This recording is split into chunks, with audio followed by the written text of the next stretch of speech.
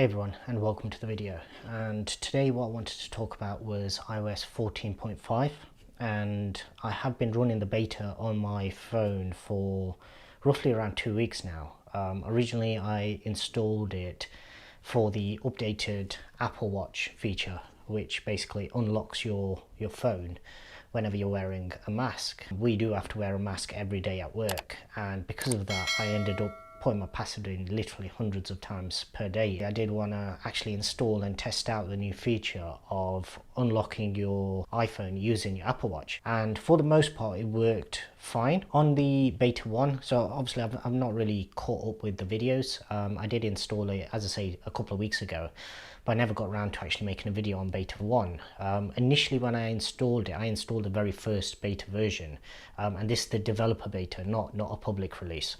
So I did install a developer beta profile on my phone, and basically I installed it. The first day I installed it, the Apple Watch feature was working perfectly. So it was literally every time I tested it, it unlocked my phone first time. The next day I went to work, and basically the first time I tested it, it wasn't working. I think it was either the next day or a couple of days later that Apple actually pushed a update. So they released iOS 14.5 beta 1 version 2 or something like that.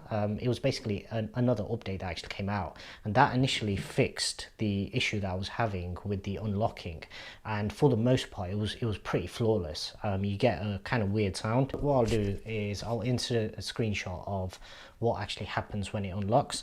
On beta version 1 it was working perfectly. Just a couple of days ago I did actually update to beta 2. On beta 2 it's not quite so flawless. So the first day I updated to iOS 14.5 beta 2, the unlocking feature wasn't working for me at all. It registered the fact that it was trying to unlock via the watch, but there was some sort of a communication issue between the two that was basically preventing it from actually going through. So this was actually the opposite to the beta version 1 that I installed, where that initially worked and then kind of broke down afterwards, whereas this initially wasn't working. The following morning, basically I didn't really have time to mess about with it too much. I installed it quite late at night. The following morning I tested it at work, and it literally worked every single time.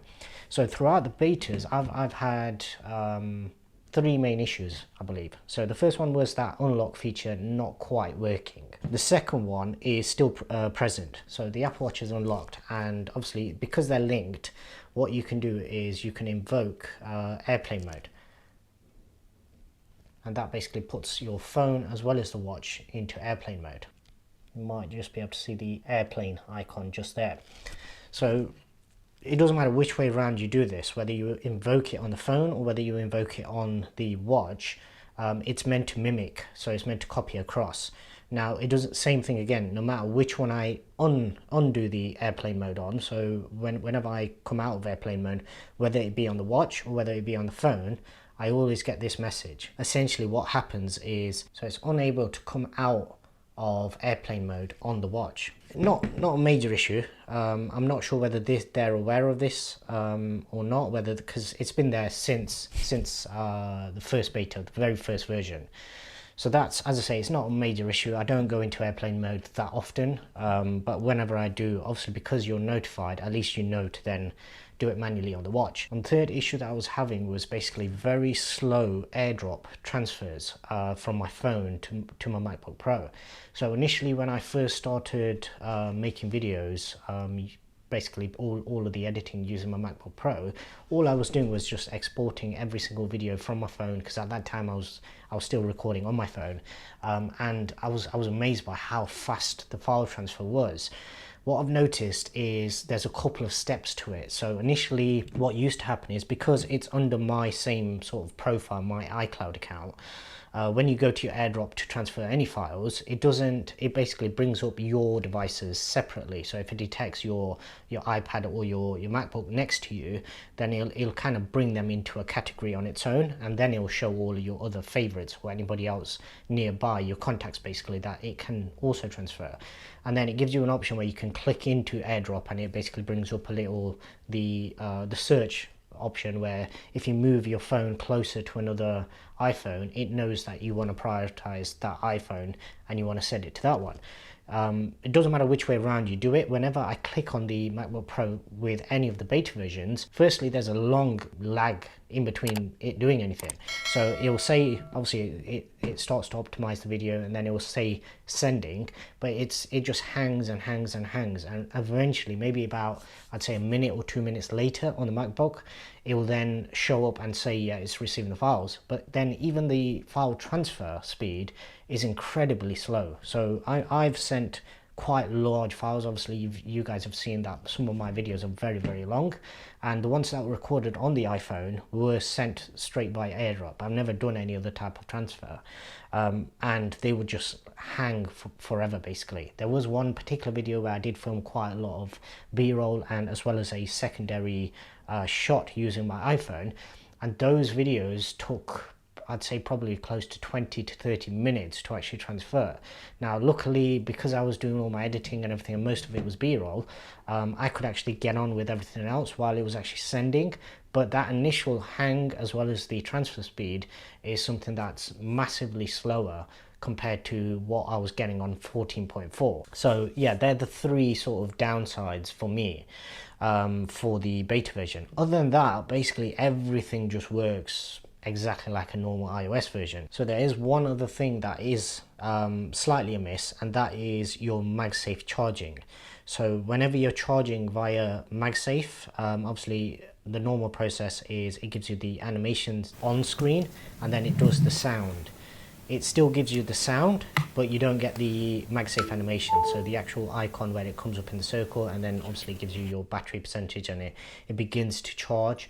That animation doesn't happen no matter what you do, whether you have a case on, whether you don't.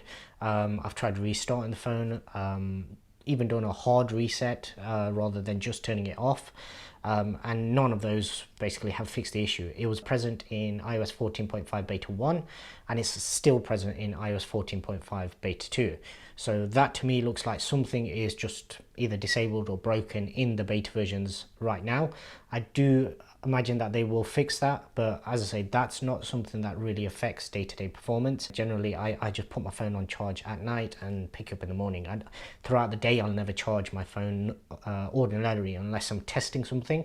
And for that reason, whether it does the animation or not, it's not the end of the world. So three things that do actually affect performance of the device: obviously the Bluetooth or AirDrop speed, if you like, the airplane mode not disabling automatically, the Apple Watch unlock doesn't work every time, and sometimes it'll actually unlock and then maybe a minute or so later you'll get the notification on your watch saying iPhone was unlocked, and sometimes it's so slow that you've basically used your phone, you've locked it again, and at that point it will then come through, which kind of defeats the purpose of having that feature. Obviously, if you are paying attention and you do tap the watch, then it does give you the option to basically lock the iPhone straight away. So it's not like somebody could just pick your phone up and basically get away with using it. As far as I'm aware, it still scans the rest of your face. It just needs the Apple Watch to then authenticate the part that basically hasn't been able to authenticate, which is basically your mouth and your nose, which is what it's also using in order to do the biometrics and basically unlock for you. So yeah, three things I'd say do affect the performance of the iOS, and the MagSafe thing, like I say, it was there on the previous iteration, if you like, 14.5 beta 1. It's still there in 14.5 beta 2, but that's not really too big of an issue for me. I'm not really too concerned about that. I do imagine that will be something that they get fixed, as well as the Apple Watch unlocking as well. Now, when I actually, for the most part, whenever I'm using a mask, I'm not actually using this band. So the band that I'm using, so this one is slightly loose, and this is basically just more comfortable. The one that I wear at work is a red AliExpress special, if you like, and that's actually tighter. So it's not even, it can't even be the case that maybe it's moved and it's not quite touching your skin, hence why it's not unlocking. That's not even in the equation either. So every time I've used it, it has been pretty much pressed right up against my skin, so I know that is still unlocked, the watch is, but it's just the process. Other times what will actually happen is you'll swipe to unlock, it'll bring up the message on the iPhone saying that it's trying to, on the Apple Watch saying that it's trying to unlock, but it will just hang and hang and hang, and then basically if you just swipe up again whilst it's still kind of trying, it will just unlock. And then the same thing again, it will give you the little pop-up on your watch saying, yeah, the iPhone's been unlocked by your watch. Everything else has worked, all my apps have worked. I've not had a single app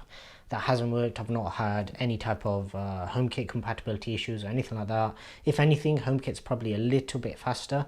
One thing that I did notice from 14.4 was that the HomeKit cameras, if you have any HomeKit cameras set up, they load a lot faster. So that's basically my update for 14.5. The Apple Watch unlocking is something that it makes life so much easier, especially when you're at work and you just want to quickly check something. You don't want to be typing in your PIN code every single time, especially when other people are around. So that for me is a feature that people are probably not wanting to upgrade to the beta version just because it is a beta version, but it's a feature that I think most people will be looking forward to, because it doesn't look like masks are going away anytime soon. So yeah, so that's about it for my update in terms of 14.5 beta 2.